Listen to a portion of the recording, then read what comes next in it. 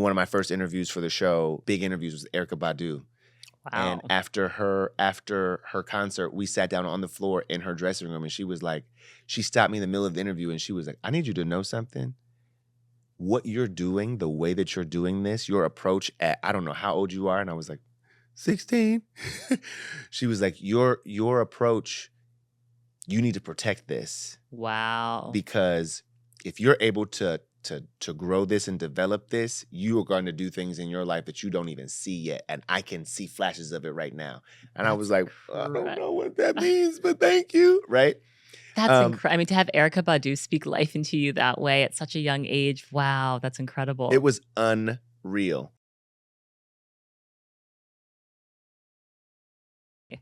Hello. This is Brooke Devard. You're listening to the Naked Beauty Podcast. I am joined by Scott Evans. I am so excited to have you on the show. So excited to be here. In addition to being beautiful, you have quite the impressive just career. So I'm going to read a little bit of your bio. So Okay. Scott Evans is an Emmy Award nominated entertainment journalist and host. His career started as the youngest on-air MC for the Indiana Pacers and the Indiana Fever.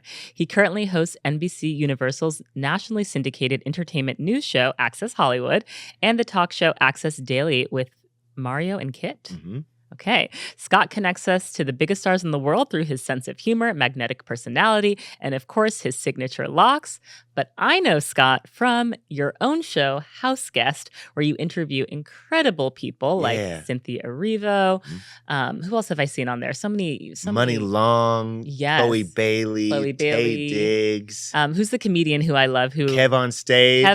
Kevin Fredericks. Oh my God. He was our first episode. That was the episode. Hearing him talk about the Hailey Bieber smoothie with you. Hailey Bieber got a smoothie at Air One that is out of this world. When I tell you, I had to set the stuff down. To this day, people are still hitting me up talking about this. The first time they've flown to California, and one of the things they needed to do was go to Erwan to get this smoothie. I'll never forget. Erwan needs to cut you guys a check. Hello? For the people in the back. I'll never forget Jason Kennedy, a friend of mine from E News and Today's Show. We were talking about what we were doing, and I hadn't launched the show yet, and I was telling him about doing the show, and we had this great conversation with Kevin, and then he saw it, and he was with Justin and Haley. Oh, and no way. He showed it to them, and they were like, oh my God, this is amazing. And so then she's like following it on social media. Amazing. And like actually showing love to the episode. It was unreal. So we've got an ask out to her once everything is settled with the baby. Yes, you've got to get Haley on the show. To come to the show and make the smoothie with me. Perfect. Right? That needs to happen. Yeah. That needs to happen. But Kevin helped us set the tone of what the House Guest episode should feel like, what at its peak energy, what it can feel, what we could do, how it would move, how it would feel. And forever indebted to him for that. Yes. Yeah. Well, and I'd seen you on E before. Yeah. But I really got to know you and your personality through the House Guest show. Yep. And just for me as a podcaster, I immediately just was like, okay, how is this show working? Who's producing it? Who's behind it? Because it looks so high budget. And then once I found out you were doing it all on your own, I was like, wait, this is amazing. Yeah. Me and my partner, just two people. I mean, really it's three people. It's me and my partner. And then my former assistant was helping us with like the day-to-day, like the heavy lift of like PA work. Do you know what I mean? Yes. Like he really was helping us make sure that we had what we needed as far as like the props and helping us like run through game formats and stuff like that. And so really, I mean, it has been an effort of a very, very, very small team. My partner Dale does everything from the filming to the editing, segment producing. At one point he was booking. I mean, it is a lot of work. It's a lot. It's a lot of work. It's a lot of work. I know social media. I mean, all of it. I know how much work it takes just to run Naked Beauty and put out a new episode every week. But the award-winning. Yes, thank you very much. Thank you. Thank you. But I think also like when you work at places like you've worked with Peacock, you've worked with the big engines, and sometimes I feel like it can almost be like discouraging because so I feel like there are two entry points. There's like people that have been in traditional media that are like, okay, I'm going to go off and do something on my own. But a lot of people have that naivete of like, I don't know what it takes. I'm just going to go out and do it. But you knew what it takes to create a show with eyeballs. And I know some of your YouTube views are more highly watched than things that are on nationally syndicated television because TV numbers are not what they used to be. It's true. But for you to say, I'm going to do this on my own, even knowing how much it takes to create even just like a half-hour show. Yeah. I mean, the idea there was that the show was really born out of this idea that there was something really missing in the space, right? That there was whatever's happening on digital, there was something missing in the idea that, or in the execution of joy-centered programming, but that still had like real grit, real honesty, authenticity, and depth, right? And so to be able to have these conversations with Cynthia Erivo that talk about like the way you're supposed to eat a kiwi, right. You know what I mean? Right. But then also talk about what it is like to be moving through this period of her life, the incredible highs of this, and how she also manages those silent moments that can feel like a vacuum in the space, right? And so it's been a really beautiful affirmation that what is important to me, what I want to see, what I feel is lacking, what I know is important to me and how I operate, that other people are resonating with. It resonates with other people in the very same way. And that's why they're sharing and commenting and engaging and following and subscribing. Like it's crazy. Like there's so much you think about when you're launching a show, you're launching a digital experience, or even your own Instagram page, right? There's so much you think about, and there's so much you don't ever really think about. Like I never thought about the fact that once we put it out, then people would have to like watch it. And what I mean by that is like they'd have to like subscribe, they'd have to go find it, we'd have to tell them about it, they'd have to go log on to YouTube. And so it's been a really beautiful reminder that like I'm not crazy, you know what I mean, and that I have a real skill in this space, and that people want what we're creating. Absolutely, it's been a wild ride, and the Webby nomination. Yes, was congratulations. Like, within the first year, it's like what? We're nominated against TED Talk, like for real? Right, that's amazing. What? That's crazy. Yes. Yeah, but like I'll take it. So if you haven't voted already, go do that. Link in my bio on Instagram. I am Scott Evans. You know what I'm saying? I finished watching Number One on the Call Sheet this morning. Have you watched that? I have not. Okay, so I'm gonna tell you, it is literally in my queue for this afternoon or tomorrow morning, because I just can't. You are the third person in the span of 24 hours that has talked about it. I can't wait any longer. Please text me after you watch it. Okay. I watched part 1, which is about Black men in Hollywood. Yep. But one of the things that continues to come up is they say that this recognition that this industry was not built with them in mind.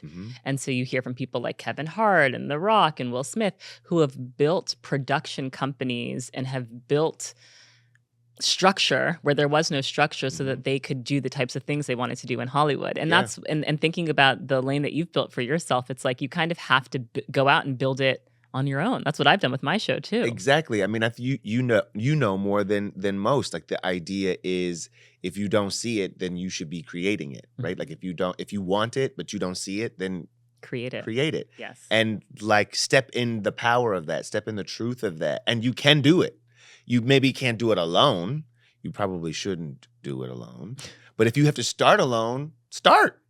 You know what I mean? If that's if that's what it's going to take in order for you to begin, then do what you got to do. I mean, I think I was listening to you say not too long ago that the idea of what needs to be created has to get out. And it doesn't, the creation doesn't care who it moves through in order to get out. So if you aren't going to create it, it's going to move on to someone else who's going to do it. Do it, yeah. You know what I mean? And so why not you? Why not? Yeah. Get out here and get after it.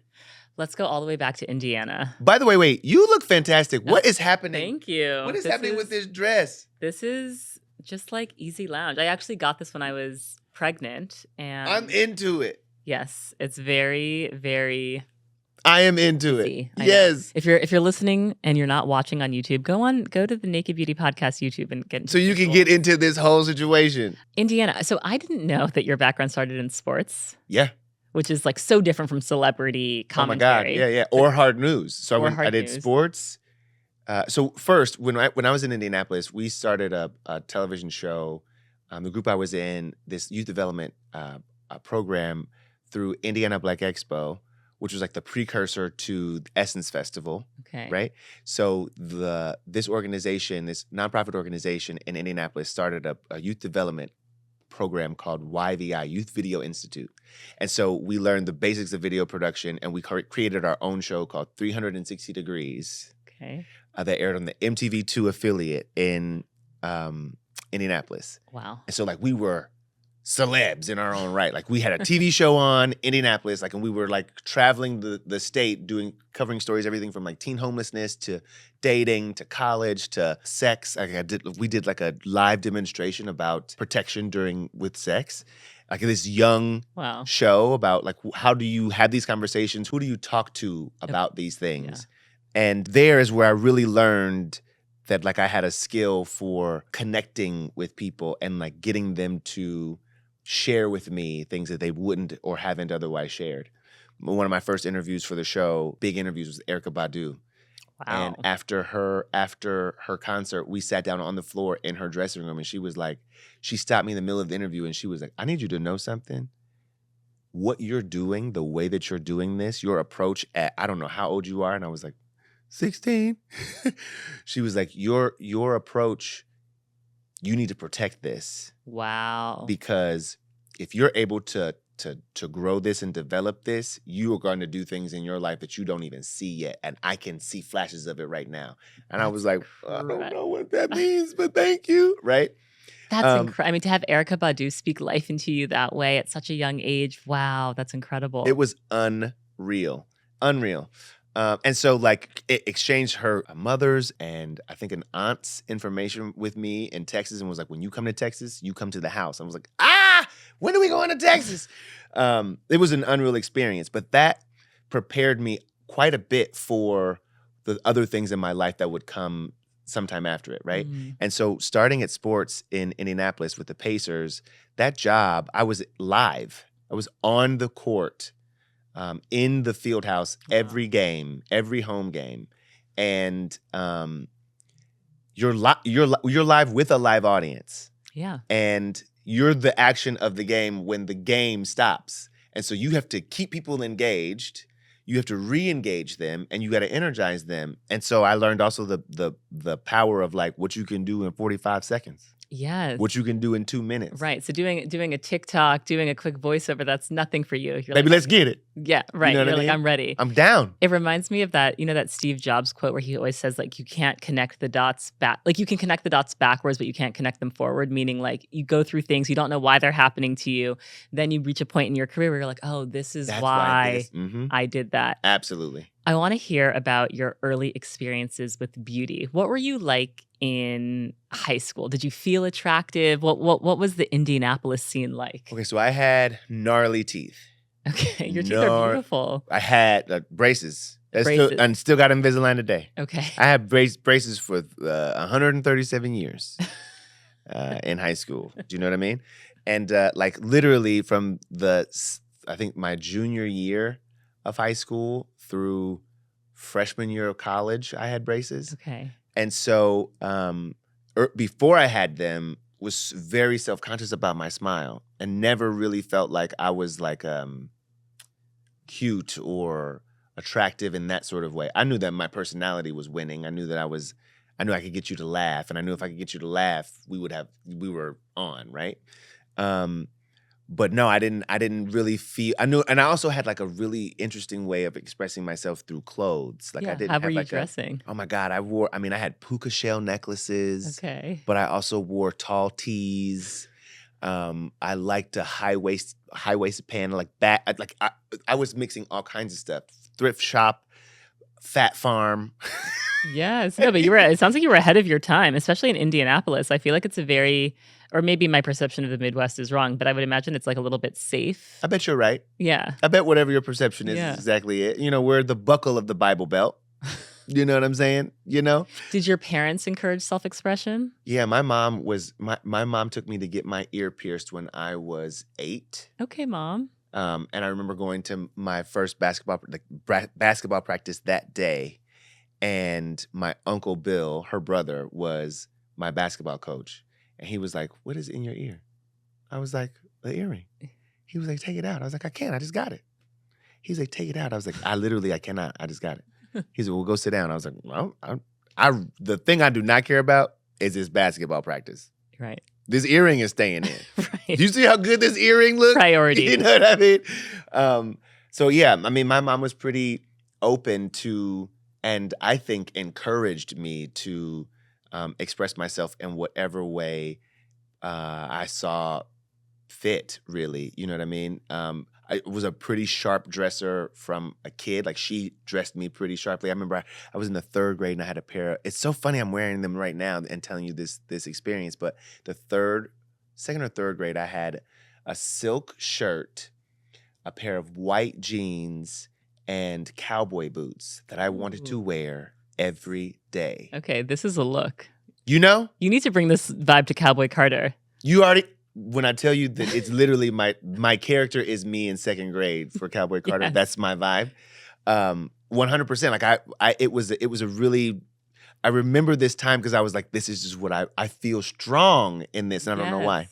But like in the 8th grade, 7th grade, I permed my hair. Oh, wow. And had like the big deep waves in my hair, right? And I remember the first day I came to school, everybody was like, the guys in particular were like, what is going on with this? But I'm not kidding you. Within 2 weeks, almost every dude in our class had the same hairstyle. Trendsetter. Like, no joke. And I remember my mom tells this story. Like, she remembers me also saying that I wanted to dye it silver like Cisco.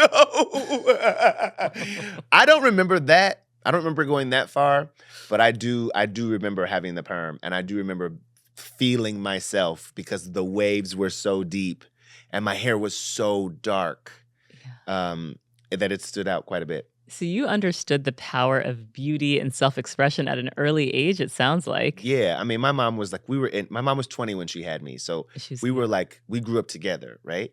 So Cross Colors and Baby Fat and Coogee, Carl Kanai, these were Dapper Dan. These were labels. This was fashion that my mom was wearing. And it was also like, it felt like deeply rooted in like Blackness too, right? Mm-hmm. And so, yeah, like I was all about it, and we had all of it. Like I had a money green suit that I wore for picture day. It was like a sagey kind of money, like a sagey green, and I knew I looked good. My kindergarten photo. This is so crazy. To remember all this right now. My kindergarten photo, like class photo, school picture. I wore a blue button down with a black tie, with a navy tie. Okay. I had an S curl, but high top box S curl. I need the visuals. And the line part. Wow. You know, it's so interesting when you're young. Celebrities that you see, you mentioned Cisco, Cross Colors, all of that stuff. I can remember growing up watching TRL, watching E, watching The Fashion Police with Joan Rivers, hearing what she thought looked good, what didn't look good, what's in, what's out. Now you're you are a very big part of pop culture being translated to places like the Midwest, right? For people that don't live in New York and LA, you're translating, you're breaking it down, you're helping people see this glimpse of Hollywood and style. How do you, as a Black man, make sure that you are representing for our people when you're in those spaces? It's so funny because I think I used to really think about how am I going to represent? Like, what can I do to show and to ensure that people know and feel that we are in this space? Mm-hmm. And then I think I had to remember that, like, I can't not. Like, me being in the space is a stark reminder. It is like a real big flag in the room that, like, yeah, we belong here too. Right. But I remember 2020, we did an interview with a young man who was playing football for his high school, varsity player, excellent football player, even better student. And he was being told by his school administration that he was not going to be allowed to participate in graduation if he didn't cut his locks. And I think if I remember correctly, he was the guest of Dwayne Wade and Gabrielle Union for their animated short Hair Love. Yes. They were nominated for an Oscar, so I was interviewing him. We were getting ready for the Oscars with him. And I said, what do you think this is? What do you think this is about? Why do you think this is happening in your town, in your school, in your life? And he said, to be honest with you, I don't have anybody to point to. Like, they're saying that it's not well groomed, that it doesn't represent their core ethos and like their vision for what a student should look like, what professionalism looks like. I don't have anybody that I can point to say this. He is professional and he has locks right. outside of an athlete. And I was like, damn. And I remember how much I wanted to lock my hair for years. I wanted to lock my hair. And I was always told by managers, agents, friends, siblings, confidants, whatever, that if it was almost a sure thing, was career suicide, right? Wow. If I were to lock my hair, I would almost guarantee that I would not be able to take advantage of certain positions, certain jobs, or even lose my job, right? And so I thought how sad that is. And then I also believed that. And that it also may have even been true.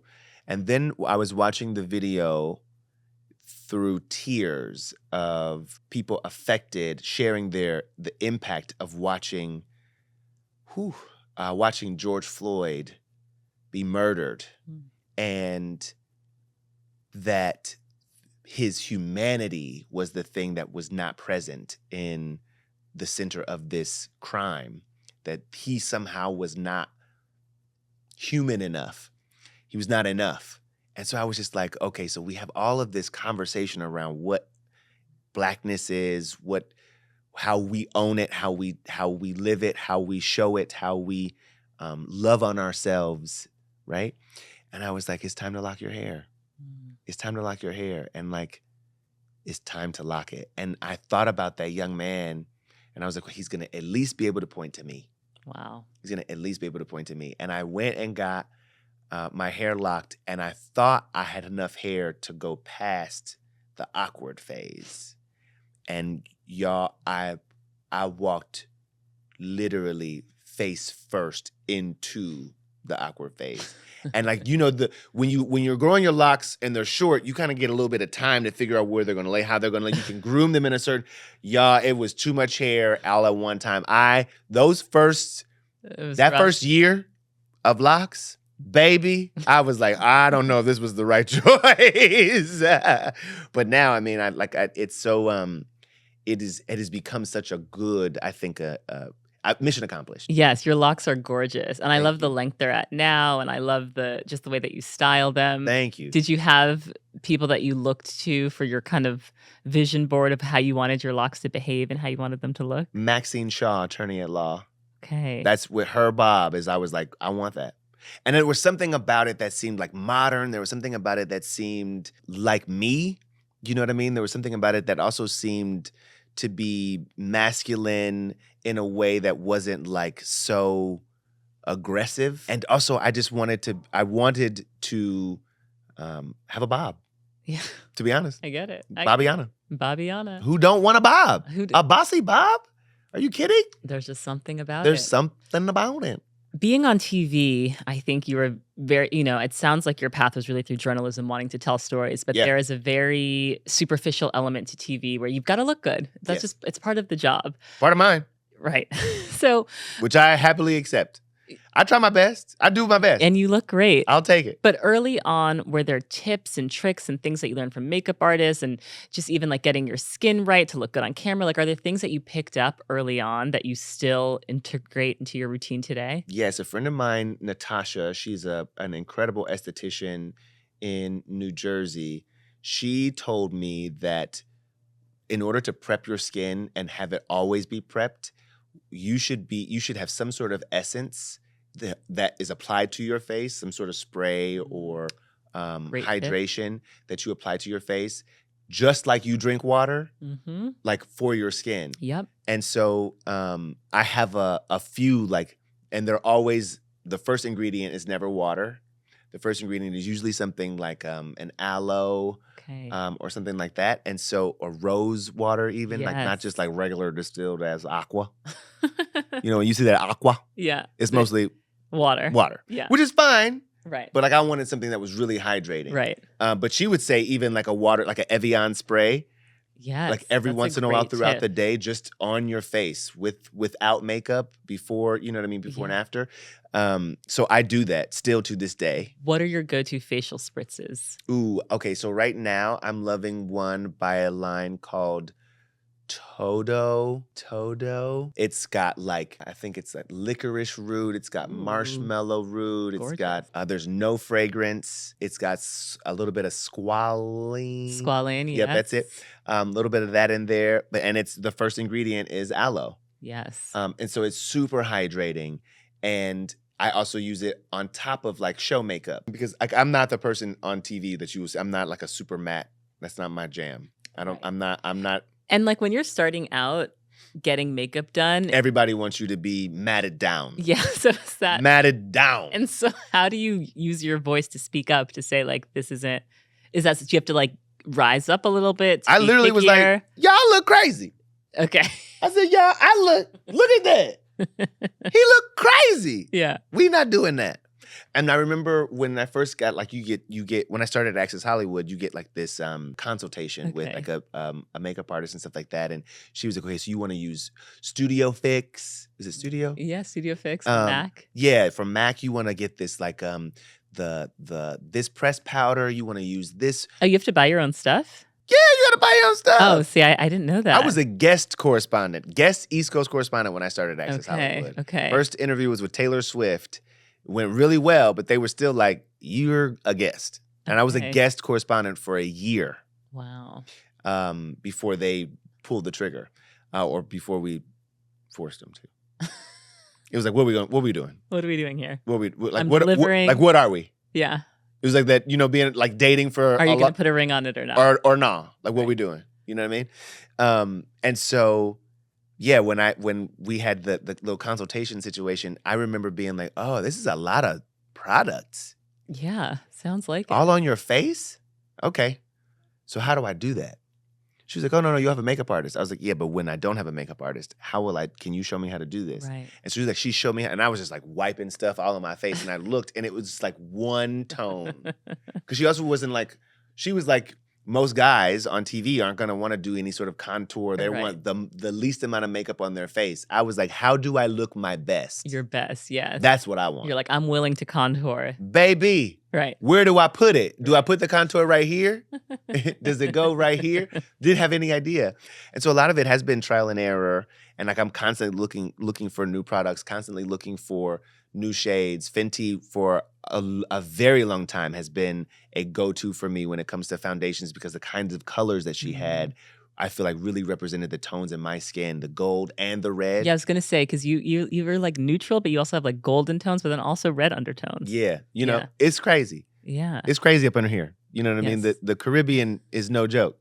So, but I also like I have fallen head over heels in love with Danessa Myricks. Oh, such beautiful products. I'm wearing Danessa Myricks eyeliner right now. Do you see what I'm saying? Like the fact that she's created this product that looks like skin, that feels like your skin can breathe through and under it. Yeah. So what do you use from her? Her foundation is incredible. Okay. Her concealer is incredible because it is a little bit goes a long way. Yes. Coverage. Concentrated, high coverage. High coverage. Yes. It's got high coverage, so you don't have to use a lot. Right. And it can still look natural on your face. I use that, and I use her balm to powder because I'm allergic to powder. Yes. I learned that the hard way. So many makeup artists want to just do what they do on everybody. Yes. Because they want to get in and get out. And I can't tell you how many shoots. I'll never forget had an exclusive with Simone Biles after the Olympics. We're on the roof of 30 Rock, and a makeup artist has just put powder all over my face. No. And I am in the interview, and literally my eyes will not stop watering. At one point, Simone goes, "Are you okay? Your eyes are really red. Is everything okay?" And I was like, "Everything is not okay." And thanks to you, I can say that now out loud. I don't have to like pretend like I'm okay over here. No, I'm having the worst allergic reaction I think I've ever had on my face. She's like, do you want to stop? I was like, I would absolutely love to stop, but I've got 3 more questions, and so we'll finish. A professional. Oh my God. I was like, do not use my camera.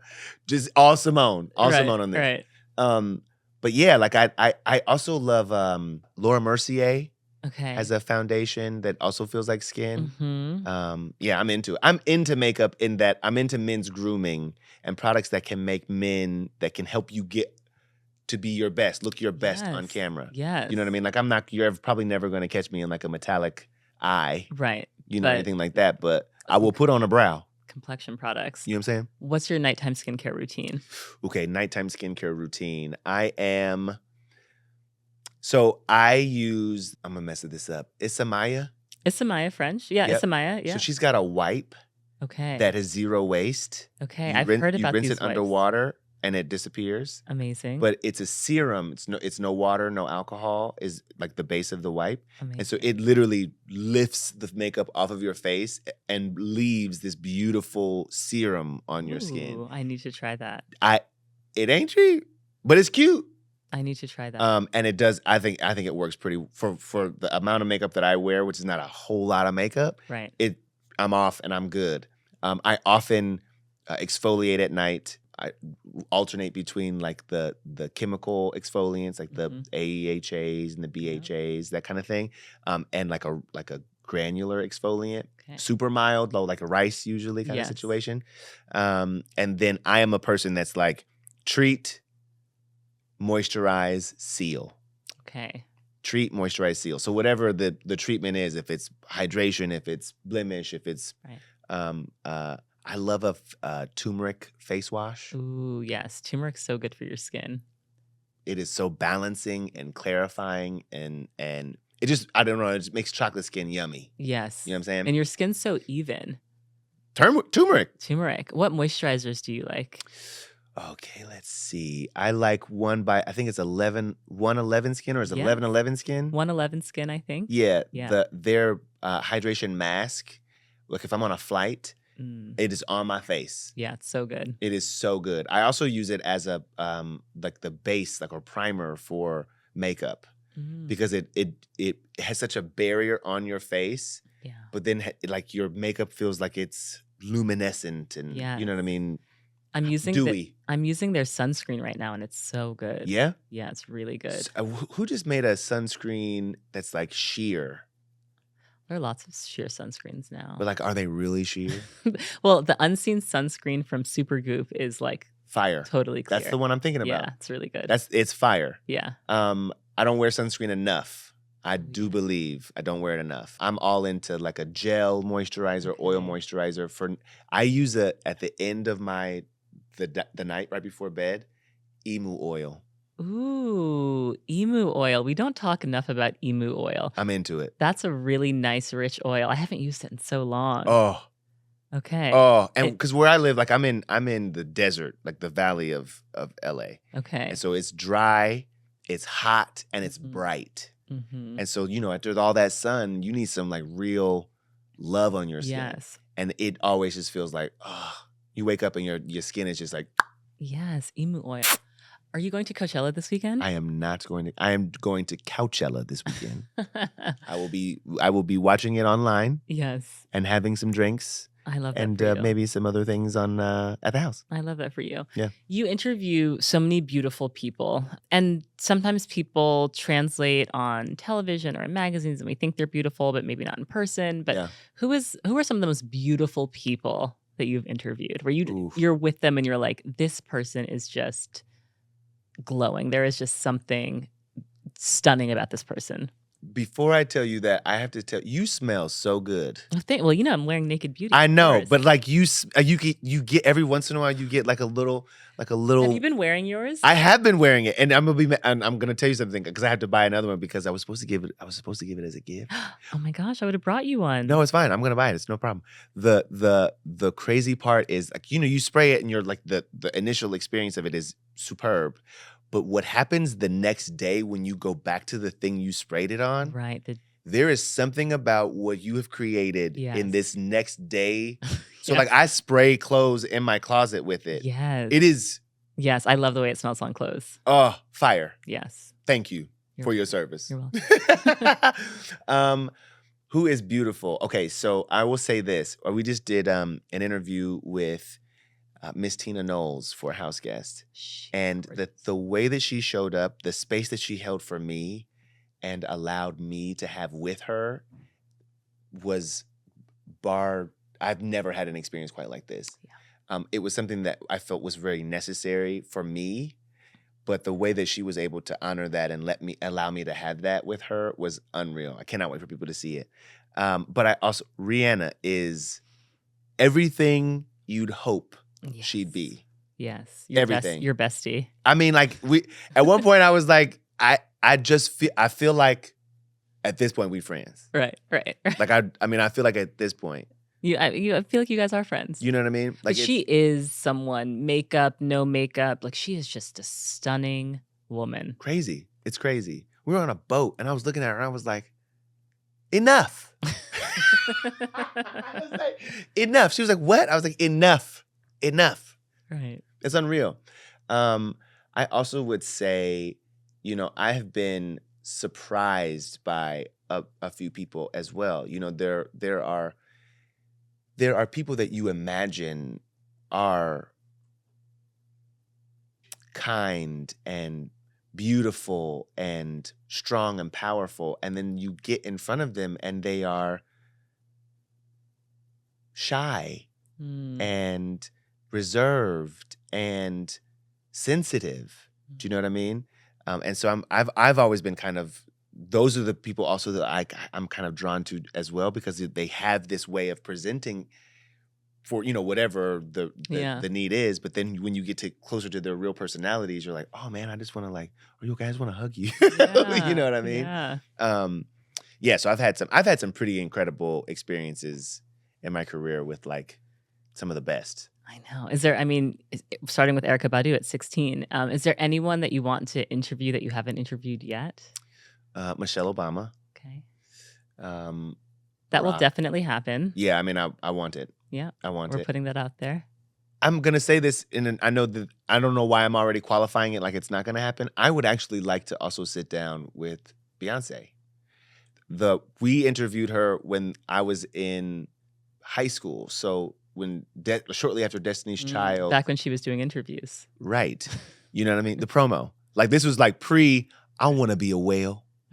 Right. I love whales. Right. This is way before that. And so, I think No No No had just released its remix with Wyclef. And that's when they came to Indianapolis for Summer Celebration. And so, I would love to have an opportunity to sit down with her and like really like talk it out, Immediately I'm like, wah, wah. But I would love that. Miss Knowles, Miss Carter. Right. If you have it in you. You know what I mean? I'll come to you. You know what I mean? We'll make it work. You were just with her. I was. What was that like? Sacred. She is also one of those people that you see her obviously in videos, pictures. She is so stunningly beautiful in person. It takes your breath away. Yes. And to your point about Miss Tina, it's like, it's no wonder that Solange and Beyonce are who they are when they come from that lineage. And then you hear Miss Tina talk about her mother, and how her mother inspired her. It's just a long line of beautiful, creative, bold women. Yeah. This book that she's about to share with the world, I hope that people run out and read it. And Matriarch. It is unreal. But it's so funny because when you were talking about Beyonce, Lady Gaga has a very similar way about her, and that she is, and that's what I meant about like the person who's like, she's a lot smaller in person. She really brings it way, way back, especially if you're not talking about music. She is a person who's very thoughtful in her responses, but she is not Gaga.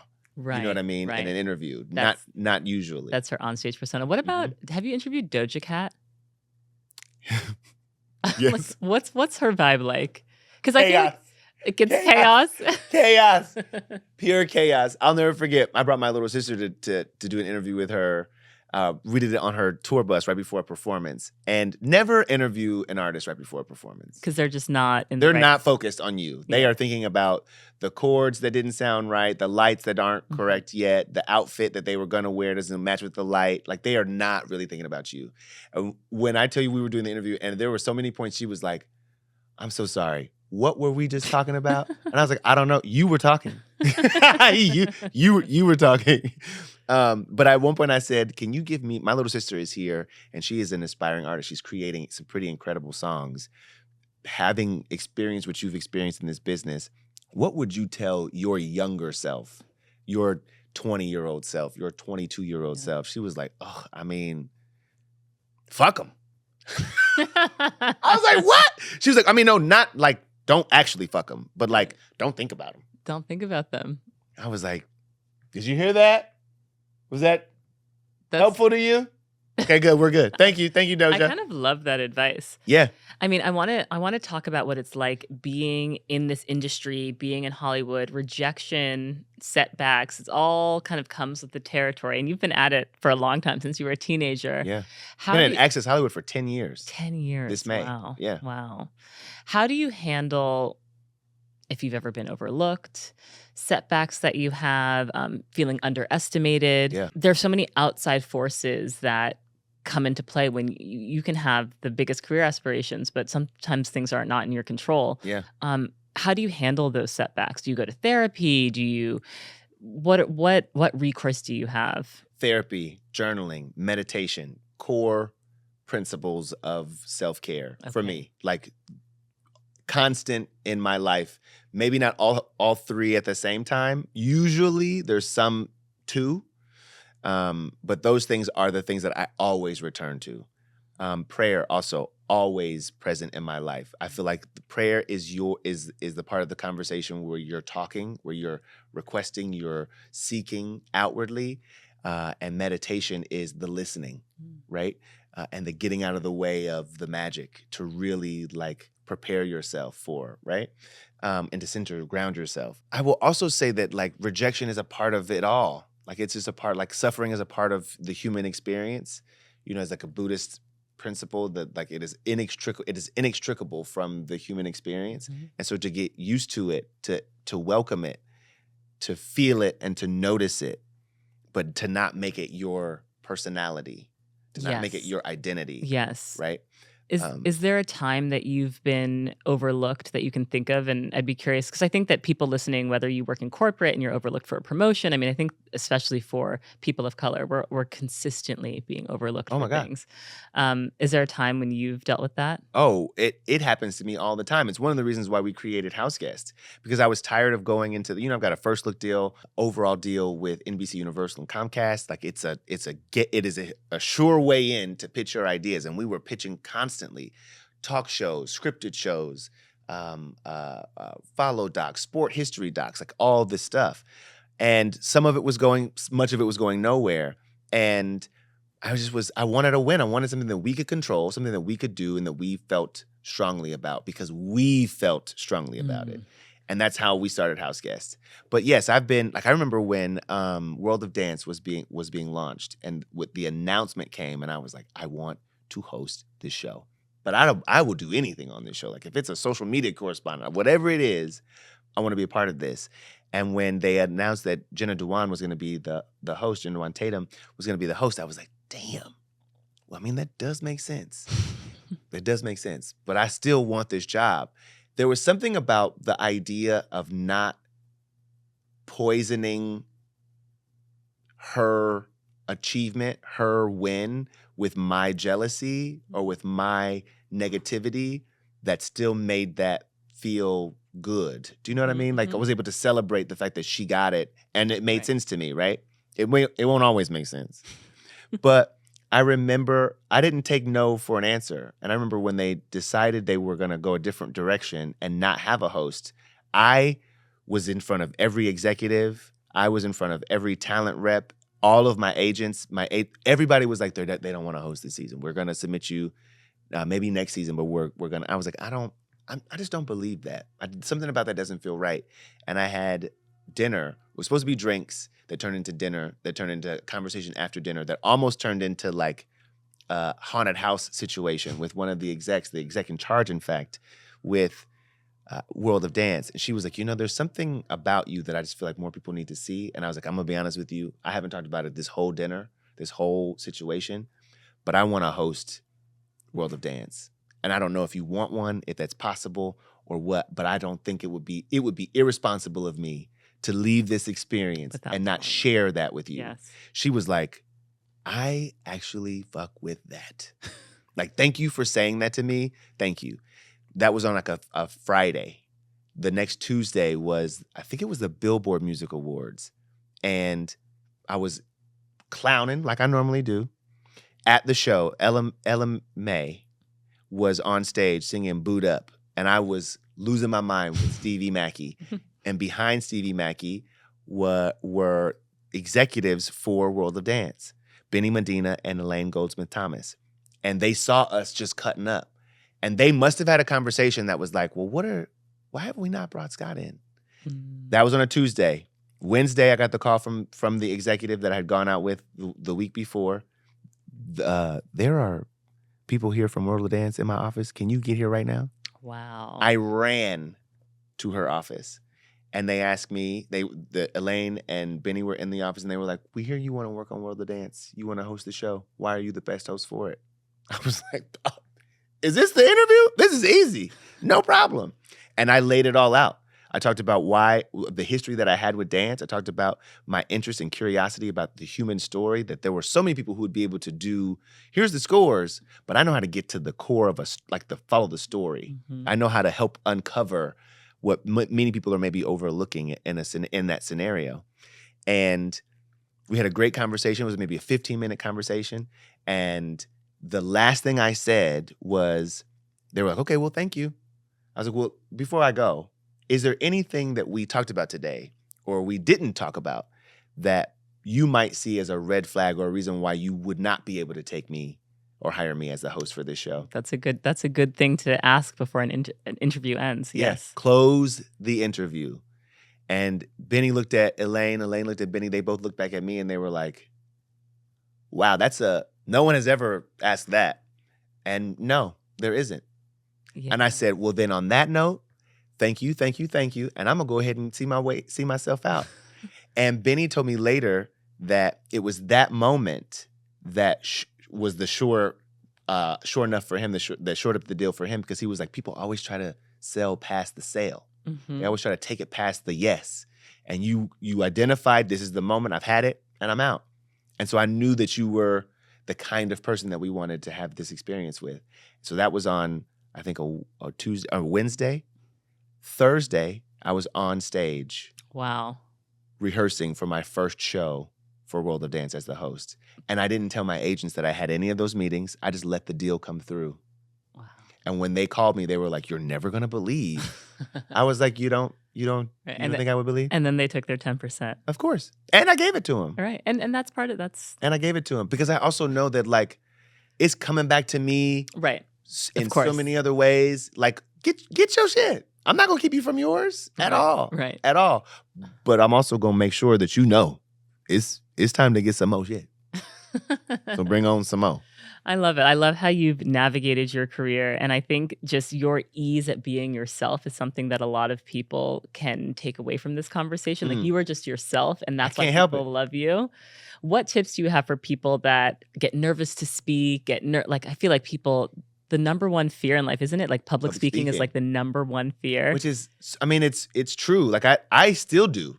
Really? Yeah, I get so nervous. Like even these, like I'm used to being on your side of the thing, asking the questions, right? And so like sometimes I'm like, okay, what are you talking about? Did you even answer the question? Like I'm in, kind of in my head sometimes. What tips do you have for people to just feel like themselves and speak with confidence and authority? One is always slow down. Always go a little slower than you think that you need to. Always slow down. I would also say, find people, if you're literally talking in public, find people in the audience that you can make eye contact with to drive your point home, to drive your intensity home. That can also sometimes it can feel daunting because if you're like, I don't want to look at anybody, what are they on their phone? You know what I mean? There are some people who would tell you to look right above the audience. But I need to make sure I'm connecting with you, like you're getting it. I will also say that prepare as much as you can, study as much as you can, and then right before almost every experience I have on camera or off in front of other people, I always have the moment where I center myself and say, I have done all that I can up until this point. Now it is my mission to move out of the way so that whatever is supposed to happen in this space has the room to do it. You know what I mean? Quincy Jones talks about making the way for magic, making the room for magic, not trying to make magic. That wasn't your job. Right. It was our job to curate a space where magic felt at home, and you get out of the way. Yes. Yeah. Yes. Also not sticking to this rigid script because no one knows what you're supposed to say. No one knows. And no one cares. Honestly, no one cares about what the message points were beyond like the sponsor or the gig, the corporation. How do you communicate those things? How can you best communicate those things? Sometimes the companies don't even know the best way. They just know the way they've always said it. Right. You know what I mean? And so it's also like how can you bring you into this, your experience into this? And so yeah, I would say slow down, make room for the magic, get out of the way, but be as prepared as you possibly can be. I love those tips. You mentioned journaling and prayer as being kind of the core tenets of your self-care. Yeah. Is there anything else you do to relax and unwind? I'm right now, like I've been really into like, it's so strange because like I've never been like a tea drinker, but I've been into like the ritual of tea. Yes. Right? Like picking the loose, is it going to be loose tea? Is it going to be a bag of tea? Is it going to be, are we doing a pot? Is it going to be a tea kettle? Like all of those things. The ritual of it is really enjoyable to me for some reason. The flavors and the what are your go-to teas? Oh, I like a chamomile honey. Yes. Vanilla situation. I like a mint. Yes. The Mighty Leaf has a African nectar tea. Ooh. Baby. So good. Y'all better go out and get it right now. I don't have no stock in it, but it's good. African nectar. African nectar from Mighty Leaf. Okay. Fire. Okay. And a coconut Assam tea. Ooh. Also that I really like. Yes. I love a mint tea after dinner in lieu of dessert. Like if you're trying to cut back on sugar, like just having a mint tea after dinner. Is that right? Feels great. I'll never forget being in London and ordering a mint tea. And they brought the mint leaves. And it was just like a few mint leaves in hot water. And I was like, this is $13? This was $13? But I mean, it's so refreshing. It is so refreshing. Yeah. Final question that I ask everyone who comes on Naked Beauty, which is, when do you feel most beautiful? Ooh, laughing with people that I love. Yeah, I mean, I don't know if that's like the beautiful, but that's when I feel like life is its most, I don't know if it's me the most beautiful, but that's when I feel life is its most beautiful. Like the belly laugh, like cackling with your friends. The best. With your family, with loved ones, with strangers, but the connection is real. Yeah, I love that. Yeah, I love that. Thank you so much, Scott. Such a pleasure. You're the bomb. Truly. Thank you. I know that you have developed this craft. You have worked at this for some time, but what you are doing, how you're creating this space is not easy. Thank you. And it should not go unsaid that to be the woman that you are, the person that you are, the creator that you are, and to craft spaces that people feel like they can be more themselves, they can share the wins, the losses, the beauty and the ugly with you. And that you are sharing it with an audience that feels like it does feel like they are really getting what you mean to be putting out. Thank you. It is incredible. Thank you. I appreciate it. And to do it looking as beautiful as you do, shoot. Thank you. Y'all better get into it. I love it so much, Scott. Truly. Amazing. Thank you. You're the bomb.